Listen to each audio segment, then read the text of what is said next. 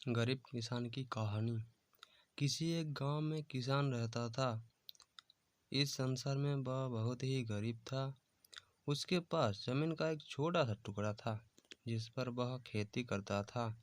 उसका गुजारा अत्यंत कठिन तरीकों से होता था।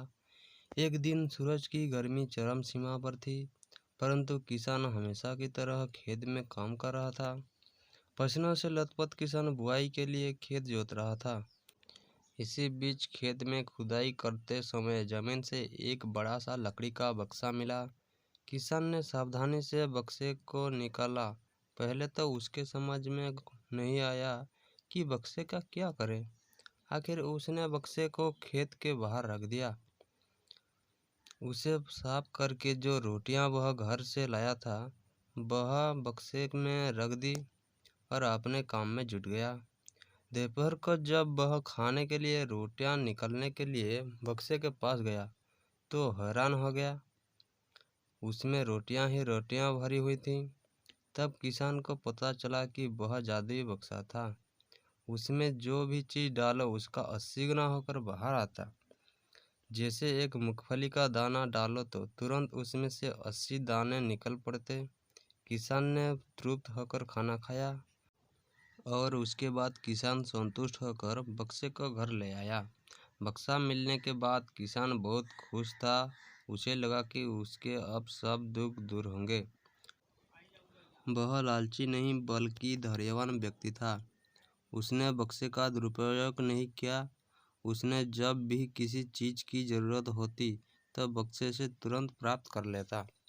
समय गुजरने के साथ साथ उसके बक्से के बारे में गांव के जमींदार को पता लगा। जमींदार बहुत लालची था और उसे लगा कि ऐसी ही जादुई चीज़ पर तो उसका अधिकार होना चाहिए। उसके आदेश पर जमींदार के लुटेन किसान को पकड़कर ले आए।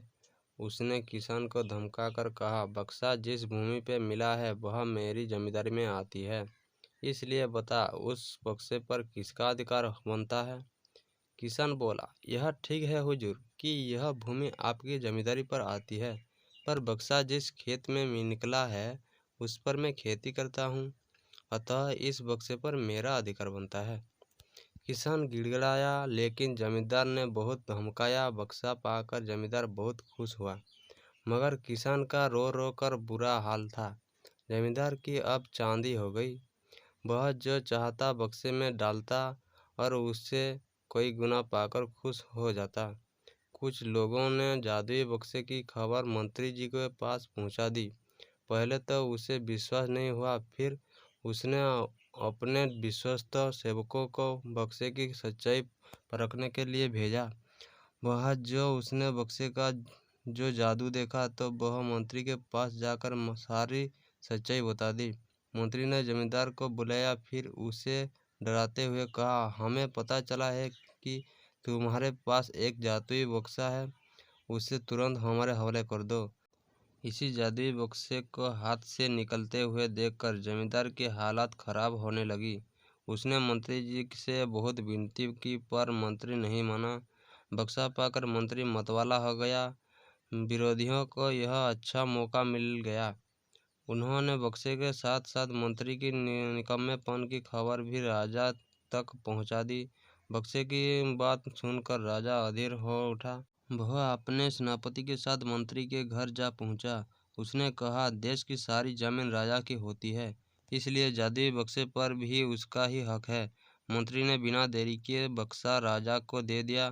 जादुई बक्से को पाकर राजा प्रसन्न हो गया।